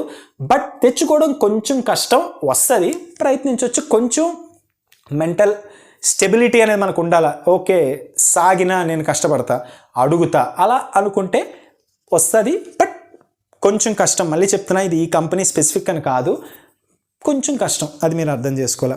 నెక్స్ట్ థింగ్ వచ్చేసి మీకు కొంచెం ఇంట్రెస్టింగ్ పాయింట్స్ అనమాట. ఫస్ట్ ఇది చూద్దాము, గవర్నమెంట్ జాబ్ ప్రిపరేషన్ చేసుకోవచ్చా. చాలామంది అంటారు కదా టీసీఎస్లో ఉంటే మనం గవర్నమెంట్ జాబ్కి ప్రిపేర్ అవ్వచ్చు, లైక్ చాలా టైం ఉంటుంది, ఇది ఉంటుంది అది ఉంటుంది అని. నాకైతే నేనైతే నిజంగా చెప్తున్నాను, నేనైతే ఎవరిని చూడలేదు, నాకైతే అసలు టైం అయితే ఉండదు కాదు. చాలామందికి కూడా టైం ఉండదు. ఇప్పటికీ కూడా నేను ఎవరితోనైనా మా ఫ్రెండ్స్తో మాట్లాడితే ఐటీలో ఉన్న వాళ్ళు చాలామంది మార్నింగ్ 10కి స్టార్ట్ చేస్తే నైట్ 10కి వాళ్ళ వర్క్ అయితే ఎండ్ అవుతుంది, అది అనుకొని. సో గవర్నమెంట్ జాబ్ ప్రిపేర్ అవ్వచ్చా అంటే మీకు ఓపిక ఉంటే అవ్వచ్చు. అండ్ మెయిన్లీ ప్రతిదీ కూడా ఏ చిన్న విషయమైనా కూడా లీవ్ దగ్గర నుంచి వర్క్ కల్చర్ వరకు అన్నీ మీ ప్రాజెక్ట్ మీద, మీ మేనేజర్ మీద డిపెండ్ అవుతాయి. కంపెనీతో సంబంధం లేదు. అంటే లైక్ టీసీఎస్ అంటే ఒక పేరు అంతే. మీరు అక్కడ వర్క్ చేసేది ఆ ప్రాజెక్ట్లో, ఆ టెక్నాలజీలో, ఆ మనుషుల చుట్టూ, ఆ మనుషుల మైండ్ సెట్ ఎలాగ ఉంటుందో మీ వర్క్ కూడా అలాగే ఎఫెక్ట్ అవుతుంది, మీ లైఫ్ కూడా అలాగే ఎఫెక్ట్ అవుతుంది, వర్క్ లైఫ్ కూడా అలాగే ఎఫెక్ట్ అవుతుంది. సో మెయిన్లీ వాళ్ళ మీదే డిపెండ్ అయి ఉంటుంది. సో గవర్నమెంట్ జాబ్ ప్రిపరేషన్ అనేది మోస్ట్లీ జరగకపోవచ్చు. బట్ మీ ప్రాజెక్ట్ కానీ అంత ఖాళీ ఉండి మీకు సాటర్డే సండే నిజంగా ఓపిక ఉంటే, ఇప్పుడు వర్క్ ఫ్రమ్ హోమ్ నడుస్తుంది కాబట్టి ఖచ్చితంగా అయితే మీరు చేయొచ్చు. సో దానికైతే పాసిబిలిటీ ఉంది. Next thing, notice period. చాలామంది అంటూ ఉంటారు కదా నోటీస్ పీరియడ్లో ఇలా అయింది, అలా అయింది, ఇది అది అని. నేనైతే నా 3 monthsలో ఏ ఒక్కరోజు కూడా చిన్న డిఫరెన్స్ కూడా నేనైతే ఎప్పుడు నోటీస్ చేయలేదు. ఇంత చిన్న డిఫరెన్స్ కూడా ఎప్పుడు నోటీస్ చేయలేదు. వీడేదో రిజైన్ చేసేసాడు, సడన్గా వెళ్ళిపోతున్నాడు, ఇలాగా డిజిటల్ క్వాలిఫై అయిపోయిన తర్వాత బయటికి వెళ్ళిపోతున్నాడు, శాలరీ ఇంత పెంచేసుకొని బయటికి వెళ్ళిపోతున్నాడు అన్న డిస్క్రిమినేషన్ నేను ఎప్పుడూ అయితే చూడలేదు. ఉన్న 3 months నోటీస్ పీరియడ్ చాలా స్మూత్గా అయింది. ఎగ్జిట్ ఫార్మాలిటీస్ చాలా స్మూత్గా అయ్యాయి. నా ఎగ్జిట్ ఫార్మాలిటీస్ అన్నీ కూడా ఇంటి నుంచే అయ్యాయి. నేను ఎక్కడికి కదలలేదు. వాళ్ళే వచ్చారు, నా సిస్టమ్ ఏదైతే ఉందో వాళ్ళు దాన్ని పట్టుకెళ్ళిపోయారు. నాకు మిగతా సర్వీస్ లెటర్, రిలీజ్ లెటర్ ఇవన్నీ కూడా చాలా స్మూత్గానే అయిపోయి, నా మేనేజర్ కూడా నాకైతే ఎక్కడ కూడా ఇబ్బంది పెట్టలేదు. మోస్ట్లీ పెట్టరు. మనం అన్నెసెసరీ థింగ్స్ ఏమన్నా చేసి మనం మేనేజర్తో గొడవలు వేసుకొని, మీరైతే దయచేసి మేనేజర్తో గొడవలు వేసుకోకండి. ఎందుకు, మనం ఉండేది ఎంత, ఎన్నేళ్ళు ఉంటారు మీరు కంపెనీలో నేను ఇంకా సెటిల్ అయిపోతాను, పాతుకుపోతాను అనుకున్నప్పుడు ఇంకా జాగ్రత్తగా ఉండాలి. మీరు కంపెనీలో ఉండే ఆ 2 ఏళ్ళు 3 ఏళ్ళు మీరు ఫ్రెషర్, మీ మేనేజర్ 10 ఏళ్ళ ఎక్స్పీరియన్స్, అంటే లైక్ ఆల్మోస్ట్ ఫాదర్ ఏజ్కి ఉన్నోళ్ళు కూడా ఉండొచ్చు. అలాంటి వాళ్ళతో మనం గొడవ వేసుకుంటే ఆ వర్క్ ప్లేసే కదా, మనకు సంబంధం లేదు, వాళ్ళు మనుషులే. మన ఫాదర్ మీదకి వెళ్ళి కానీ మీ ఫ్రెండ్స్ ఫాదర్ మీదకి వెళ్ళి మనం అరం కదా. వాళ్ళు ఏమైనా చెప్తే విని ఊరుకొని మనం అలాగా ఇంకా పని చేసుకుంటూ ముందుకు వెళ్ళిపోవాలి. మనం చేసుకోవాల్సింది ఒక్కటే, ఏంటి, అక్కడి నుంచి ఎంత నేర్చుకుంటున్నాం, మన ఫ్యూచర్కి ఎంత ఉపయోగం. వాళ్ళతో గొడవ వేసుకోవడం వల్ల మనకైతే ఏం రాదు. సో అన్నెసెసరీలీ గొడవలు మనం వేసుకోకపోతే మన నోటీస్ పీరియడ్ చాలా స్మూత్గా ఉంటుంది. అన్నెసెసరీ గొడవ వేసుకొని వాళ్ళు కానీ కూడా వాళ్ళు తిరిగి వేసుకోవాలి, అరే ఈడు వెళ్ళిపోతున్నాడు, ఇలాంటివన్నీ జరిగితేనే మనకి నోటీస్ పీరియడ్ అని స్మూత్గా ఉండకపోవచ్చు. కొన్ని సిట్యువేషన్స్లోని మనం ఏం చేయకపోయినా కూడా నోటీస్ పీరియడ్ స్మూత్గా ఉండదు. బట్ నాకైతే ఎటువంటి ప్రాబ్లం అయితే అవ్వలేదు. నాకైతే చాలా స్మూత్గా అయితే నోటీస్ పీరియడ్ కలిసింది. ఇంత చిన్న ప్రాబ్లం కూడా నాకైతే ఎప్పుడు అవ్వలేదు. ఫైనల్ 2 things, లాస్ట్లో మనీ గురించి మాట్లాడదాం. ఇప్పుడు మాత్రం షుడ్ యూ జాయిన్ టీసీఎస్ గురించి మాట్లాడదాం. మీరు ఒకవేళ ఈ పార్ట్ అన్న కొంచెం ఫోకస్డ్గా వినండి. మీరు ఇక్కడి వరకు వచ్చి ఉంటే, మీరు ఎంతో ఇంట్రెస్ట్ ఉంటేనే చూసి ఉంటారు వీడియో. సో మీరు జాయిన్ అవ్వాలి టీసీఎస్. మీకు ఒకటే మీరు మిమ్మల్ని ఒకటే అడగండి, నా దగ్గర ఎన్నో ఆఫర్ లెటర్స్ ఉన్నాయి, 1 ఉందా, 2 ఉన్నాయా, 3 ఉన్నాయా? టీసీఎస్, ఇన్ఫోసిస్ అని ఎవరన్నా అడిగితే మీకు ఎవరో చెప్తారు వచ్చి, ఇన్ఫోసిస్ జాయిన్ అవ్వరా లేదా టీసీఎస్ జాయిన్ అవ్వరా అని. ఇలా చెప్పినప్పుడు మీరు ఒకటి అర్థం చేసుకోవాల్సింది ఏంటంటే, మీరు కంపెనీలో జాయిన్ అవుతున్నారు, ప్రాజెక్ట్ మీకు తెలియదు. ఇన్ఫోసిస్లో జాయిన్ అవ్వు అని తను చెప్పాడు, మీరు జాయిన్ అయ్యారు, సపోర్ట్ ప్రాజెక్ట్లో పడేస్తారు. ఏం చేస్తారు? ఏం చేయలేం, ఆయన తిట్టుకోవడం తప్ప. టీసీఎస్లో జాయిన్ అవ్వమని తిని చెప్పాడు, జాయిన్ అయ్యారు, టెస్టింగ్ ప్రాజెక్ట్లోనో సపోర్ట్ ప్రాజెక్ట్లోనో పడేస్తారు. ఏం చేస్తాం? ఏం చేయలేం, తిట్టుకోవడం తప్ప. టీసీఎస్లో జాయిన్ అవ్వమన్నాడు, డెవలప్మెంట్ ప్రాజెక్ట్ వచ్చింది, నైస్, ఏం చేస్తాం? థ్యాంక్స్ చెప్తాం, మంచి సజెషన్ ఇచ్చామంటాం. ఇన్ఫోసిస్లో జాయిన్ అవ్వమన్నాడు, జాయిన్ అయ్యాం, డెవలప్మెంట్ ప్రాజెక్ట్ వచ్చింది, ఏం చేస్తాం? థ్యాంక్స్ చెప్తాం. మెయిన్ థింగ్, ప్రాజెక్ట్ మీద డిపెండ్ అయి ఉంటుంది. ఆ ప్రాజెక్టులు లోపల ఎన్ని ఉన్నాయి అనేది ఎవరికీ తెలియదు, చేస్తున్న ఎంప్లాయీ కూడా తెలీదు. మీకు ఏ ప్రాజెక్ట్ వస్తుందో మీకు తెలీదు, మీకు ఏ ప్రాజెక్ట్ వస్తుందో మీకు అసైన్ చేసే మేనేజర్ కూడా ఆ క్షణం వరకు అయితే మోస్ట్లీ తెలీదు. సో ఓవర్ థింక్ అయితే చేయకండి. మీకు కానీ టీసీఎస్లో అవకాశం ఉంటే లేదా ఇన్ఫోసిస్లో అవకాశం ఉంటే, మల్టిపుల్ అవకాశాలు ఉంటే మీరు కొంచెం ఆలోచించండి. లైక్ లొకేషన్ ఏం బాగుంటుంది, ఏ లొకేషన్ బాగుందని నెట్లో రివ్యూస్ ఉన్నాయి, ఇవి చూడండి. ఈ లొకేషన్ బాగుంటుందని ఎవరు చెప్పలేరు. కొన్ని మంది చెప్తారు ఈ లొకేషన్ బాగోదు అనేసి, బట్ మనం చెప్పలేము. నిజంగా అది జస్ట్ పర్సనల్ ఒపీనియన్. ఇప్పుడు నేను నా ప్రాజెక్ట్ గురించి అద్భుతంగా చెప్తాను, 3 సంవత్సరాలు 8 నెలలు చాలా బాగా చూసుకున్నారు, నాకు అసలు మంచి హైక్లు వచ్చాయి అని చెప్తా. మీకు ఆ ఎక్స్పీరియన్స్ ఉండకపోవచ్చు. ఓవరాల్ కంపెనీ స్ట్రక్చర్ చెప్పగలం, నేను చూసి చెప్పగలను, బట్ ఓవరాల్ మీకేం జరుగుతుంది అనేది ఎవరు డిసైడ్ చేయలేరు. మీరు కానీ జాయిన్ అవ్వాలనుకుంటే పీస్ఫుల్గా, ఏ ఐటీ కంపెనీ అయినా కూడా పీస్ఫుల్గా వెళ్ళి జాయిన్ అవ్వండి, హాయిగా చూసుకోండి. మెయిన్ మంచి ప్రాజెక్ట్ వచ్చిందా లేదా, రాకపోతే తెచ్చుకోవడానికి ప్రయత్నించండి. రాలేదు ఇంకేం చేయలేము, ఆ ప్రాజెక్ట్లోకి వెళ్ళి తర్వాత ఏంటి అనేది ఆలోచించండి. తర్వాత ఏంటి అనేది మనం కొన్ని తర్వాత వీడియోలో కూడా మాట్లాడదాం, బట్ తర్వాత ఏంటి అనేది ఆలోచించడానికి అయితే ట్రై చేయండి. అంతేగాని ముందు నుంచే అరే ఈ కంపెనీ బాగోదేమో, దీని గురించి మోర్ నెగిటివ్ రివ్యూస్ ఉన్నాయి. టీసీఎస్ అనే కంపెనీలో more than 5 lakh employees work చేస్తున్నారు. అంతగా బాగున్న కంపెనీ అయితే అంతమంది అయితే చేయరు కదా. ఎందరో మంది వచ్చి వెళ్ళిపోయిన వాళ్ళు ఉన్నారు. మోర్ దాన్ 2-3 lakhs అయితే వచ్చి వెళ్ళిపోయే ఉంటారు. నాకు కరెక్ట్గా నెంబర్ తెలియదు, బట్ రఫ్గా ఇంతమంది వచ్చి వెళ్ళిపోయే ఉంటారు. అందరూ మంచిగా లేకపోతే చేయరు కదా. మరి ఎందుకు వెళ్ళిపోతున్నారు అంటే ప్రతి కంపెనీ ఒక శాలరీ స్ట్రక్చర్ ఉంటుంది, కొంత హైక్స్ ఉంటాయి. ఒక రేంజ్ ఒక ఏజ్ తర్వాత మనకు కొంచెం శాలరీ పెరిగితే బాగుండు అనిపిస్తుంది.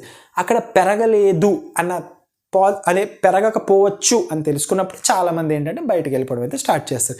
ఇది లైక్ కామన్ ప్రాసెస్. అంటే ఇప్పుడు ప్రోడక్ట్ బేస్ కంపెనీలో 20 లక్షలకు జాయిన్ అయిన వాళ్ళు ఎవరు స్విచ్ అవ్వట్లేదా? అవుతున్నారు కదా. ప్రోడక్ట్ బేస్ కంపెనీలో 20 లక్షలకు జాయిన్ అయిన వాళ్ళు కూడా మళ్ళీ స్విచ్ అవుతారు 40 లక్షలకి. 3.36 వాడు స్విచ్ అవుతాడు 20 లక్షలకి. 20 లక్షల్లో ముందు జాయిన్ అయినాడు 40 లక్షలకు స్విచ్ అవుతాడు. ఇవన్నీ కామన్ ప్రాసెస్. సో మీరు కానీ మీకు కానీ ఆఫర్ ఉంటే మీరు జాయిన్ అవ్వాలనుకుంటే నెగిటివ్ అన్నీ తీసేసి ప్రశాంతంగా జాయిన్ అవ్వండి. మీకు ప్రాజెక్ట్ ఏమొచ్చిందో చూసుకోండి. డెవలప్మెంట్ ప్రాజెక్ట్ వస్తే వెల్ అండ్ గుడ్. హ్యాపీగా అక్కడ ఉన్న టెక్నాలజీస్ అనేవి కరెక్ట్గా నేర్చుకోండి. కరెక్ట్ టైంలో కరెక్ట్ డెసిషన్ తీసుకోండి. కరెక్ట్ టైంలో కరెక్ట్ డెసిషన్ నెక్స్ట్ వీడియోస్లో కొంచెం చెప్తాను, బట్ కరెక్ట్ టైంలో కరెక్ట్ డెసిషన్ తీసుకోండి. 3 years 4 years మార్కెట్ బాగున్నప్పుడు 2020లో ఏం నడిచిందో మీ అందరికీ తెలుసు కదా. 2021లో ఏం జరిగిందో ఐటీలో మీ అందరికీ తెలుసు కదా. అది కరెక్ట్ డెసిషన్ తీసుకోవడం అయితే ట్రై చేయండి. అండ్ ఫైనల్ టాపిక్, ఎంత డబ్బులు సేవ్ అయ్యాయి. నేనైతే 3 years 8 months చేశాను. నేనైతే జీతం తీసుకున్నాను, మీకు క్లియర్గా చెప్పాను. 23,000, 25,000, 27,000, అరౌండ్ 30,000, తర్వాత 50+. ఇవి జీతాలు పెరిగిన విధానం. కరెక్ట్గా చెప్పాను కదా. ఎంత సేవ్ అయిందని మీరు కానీ నన్ను అడిగితే నాకైతే ఒక 50,000కి మించి కానీ అయితే పెద్ద అయితే ఏం సేవ్ అవ్వలేదు. ఎందుకు సేవ్ అవ్వలేదు అంటే అప్పుడైతే వర్క్ ఫ్రమ్ హోమ్ కాదు కాబట్టి, వర్క్ ఫ్రమ్ ఆఫీస్ కాబట్టి, అక్కడ ఖర్చులు ఉంటాయి కాబట్టి, రాను పోను ఊరికి రావడం ఊరికి వెళ్ళడం ఖర్చులు ఉంటాయి కాబట్టి, ఇవన్నీ ఉండడం వల్ల మనకైతే ఆ జీతాల మీద పెద్ద సిటీస్లో పెద్దగా అయితే సేవ్ అవ్వదు. ఈ కంపెనీ అనే కాదు, ఏ కంపెనీ అయినా కూడా మీకు సేవ్ అవ్వదు. ఇక్కడ డబ్బుతో విషయం, కంపెనీతో విషయం కాదు. మీకు 25,000 జీతం, మీరు ఏ జీతం అన్నా తీసుకోండి. మేబీ మీరు స్విగ్గీ డెలివరీ బాయ్ కింద చేస్తున్నారు, ఓలాలో చేస్తున్నారు, ఊబర్లో చేస్తున్నారు, టీసీఎస్లో చేస్తున్నారు, లేదా అమెజాన్లో చేస్తున్నారు. ఏ కంపెనీలో తీసుకోండి. కంపెనీ పేరు కాదు ఇక్కడ ఇంపార్టెంట్, జీతం ఇంపార్టెంట్. 25,000 రూపాయలతోని ఈ పెద్ద ఊరిలో మనం సర్వైవ్ అవ్వడం అయితే కొంచెం కష్టం. అడ్జస్ట్ అవ్వచ్చు, లైక్ బతకొచ్చు, బట్ ఏదో సేవ్ చేసేసి మనం ఏదో కూడా ఇస్తాం అనేది అయితే జరగదు. అండ్ ఇంకోటి కూడా చెప్తున్నా, మీరు 1,00,000 రూపాయల జీతం వస్తే నా జీవితం మారిపోద్ది అనుకుంటే అది కూడా జరగదు. 1,00,000 రూపాయల జీతం వస్తే సంవత్సరం తర్వాత మీ బ్యాంక్ అకౌంట్లో 0 రూపీసే ఉంటాయి. నేను ఖచ్చితంగా మీకు చెప్తా. ఎందుకు 0 రూపీసే ఉంటాయి అనేది నెక్స్ట్ వీడియోలోనైతే కొన్ని వీడియోల్లో చూద్దాము. బట్ 1,00,000 రూపాయల జీతం రాగానే జీవితం అయితే మారిపోదు. ఓకే, సో ఫస్ట్ థింగ్ ఏంటి అంటే నాకైతే ఒక 50,000 అలా సేవ్ చేసి, అది కూడా వర్క్ ఫ్రమ్ హోమ్ పుణ్యమా అని చెప్పి. వర్క్ ఫ్రమ్ హోమ్ ముందు వరకు 2020 March work from home start అయినంత వరకు నా అకౌంట్లో 5,000 10,000కి మించి అయితే ఎక్స్ట్రా ఉండేవి కాదు. ఎందుకు అంటే చెప్తున్నా కదా, అక్కడ ఖర్చులు, అక్కడ ఉండడం, అక్కడ అవి, అక్కడ ఇవి, ఇంటికి రావడం, ఇంటికి వెళ్ళడం, ఇంటికి వచ్చినప్పుడు ఇక్కడ అక్కడ కలవడం, డబ్బులు ఖర్చు పెట్టడంతోనే ఆ డబ్బులు అనేవి అయిపోతాయి. ఓకే, సో ఓవరాల్ టీసీఎస్ గురించి అయితే నేను చెప్పగలిగింది అయితే ఇదే. ఒకవేళ మీరు ఇంకా ఏదన్నా పర్టికులర్గా నాకు తెలిసింది, మీకు కావాల్సింది ఏదన్నా ఉంటే నాకైతే కింద చెప్పండి. నేను దాని మీద చేయడానికి అయితే ట్రై చేస్తాను. కాకపోతే ఏంటంటే ఈ కంపెనీ నేమ్స్ కాకుండా కొంచెం జెనరిక్ వేలో ట్రై చేయడానికి అయితే ట్రై చేస్తాను. ఈ వీడియోలోనే మీకు ఏదన్నా కొంచెం ఇన్ఫర్మేషన్ అన్నా హెల్ప్ఫుల్ అనిపిస్తే వీడియోని లైక్ చేయడానికి ట్రై చేయండి. ఛానల్కి కొత్తగా వచ్చినట్టయితే ఛానల్ని సబ్స్క్రైబ్ చేసుకోవడానికి ట్రై చేయండి.